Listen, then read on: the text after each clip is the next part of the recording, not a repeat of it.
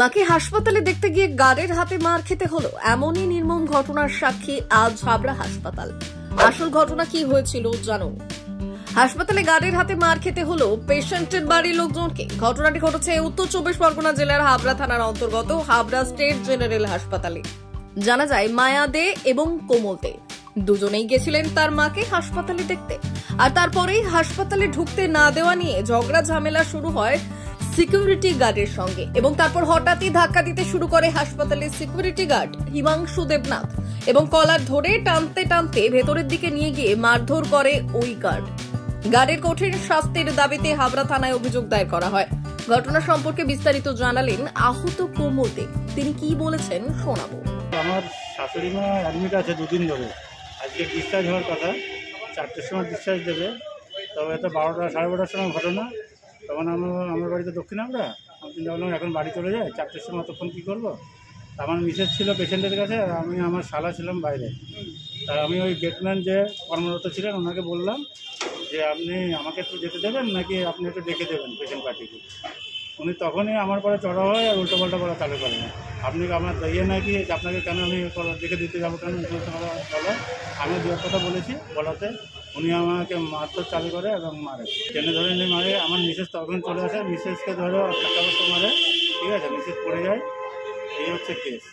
এটা আমি এটাই চাই, যারা অন্যায় করে শাস্তি হয় এটাই আমি চাই। আহত কোমলদের স্ত্রী জানিয়েছেন ওই গার্ড মারধর করার সঙ্গে সঙ্গে তীব্র গালিগালাজও করে। কি বলছেন তার স্ত্রী শুনুন।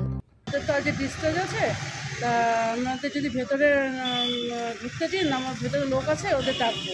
তা বলছে যে না ভেতরে যাওয়া যাবে না। তো বলছে তাহলে আপনারা ডেকে দিন। তাহলে বলে কি আপনার চাপন নাকি আমি ডাকতে যাবো এ করতে যাবো, এসব উল্টো পাল্টা বলেছে নাকি। আমি আওয়াজ শুনে বাইরে এসেছি, এসে দেখি যে একে টানাটানি করছে।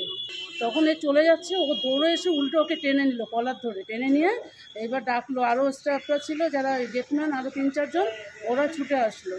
আসার পরে তারপরে ওই একে প্যান্ট এখানে একজন ধরেছে, কলার ধরেছে, আর ওই হিমাংশু দেবনাথ যে ও পেটে ঘুষি মারছে।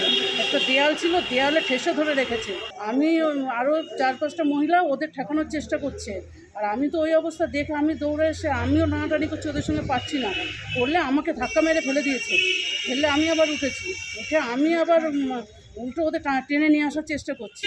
অনার্সটা আঙুল তুলে তুলে করছে, বলে এই সরে যা এরকম করছে।